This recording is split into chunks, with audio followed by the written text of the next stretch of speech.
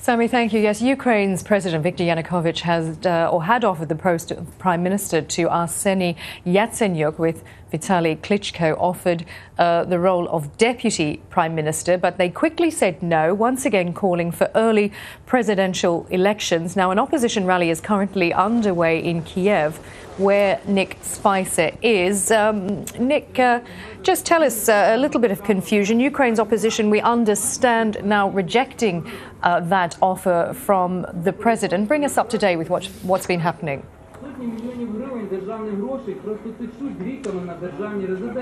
Well, it's actually quite clear that three leaders of the opposition parties who have been trying to surf on this opposition movement, if you will, they're not really in charge of it. It's the people on the square who are in charge of things. Explained their meeting with the president and explained why they were rejecting his deal with Vitaly Klitschko, the former boxer, saying that the only thing that was needed was presidential elections, not legislative elections, not a cabinet reshuffle, and that the people should stay in the square and that they would win. Arseniy Yatsenyuk, who was offered the prime minister's job, said that the current government was breaking apart the Ukrainian state and it must be stopped.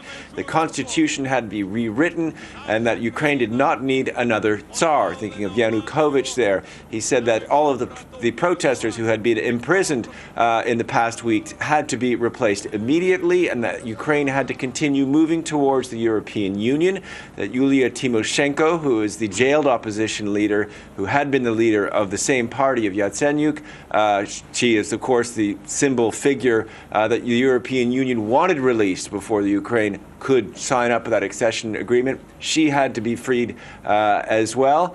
And the third leader of the Svoboda party, said that Yanukovych had to be stopped, and it was time for the people to make it clear that he had to go and that they should continue to stay in the square. So what does this all say about President Yanukovych? I mean, it was a surprising move on his part. I mean, does it suggest that a desperate attempt to cling to power, or was this a legitimate olive branch that he was offering the opposition? I think most of the people behind me would think of it more of a birch switch, an attempt or a trick of some kind, an attempt to snare the opposition, to co-opt them, to bring them on board, to somehow take the people off of the streets. Some of the people that I talked to said, look, if Yatsenyuk becomes prime minister, he'll be in jail the next day. I mean, that's the level of fear in the people, amongst the people here on Independence Square, that some of the opposition leaders should abandon the cause and go over to the other side as they see it.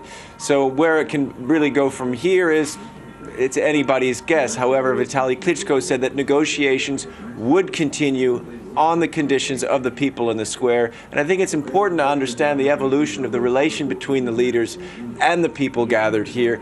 When this movement started about 2 months ago, they came, if you will, as political grandees and addressed the crowd, almost talking down them to a certain extent. And when they spoke to the people here tonight, they said, we're only talking to Yanukovych because we feel we represent you, as if they were sort of presenting a report to the people, their constituents. So that some people are saying this is the birth of almost a new civic movement here, where the political parties are financed by oligarchs and are controlled by them. This is a people power moment of sorts, and you have some leading politicians who are listening to the people more than they might have done in the past. All right, Nick, thank you. Nick Spicer reporting there live from Kiev.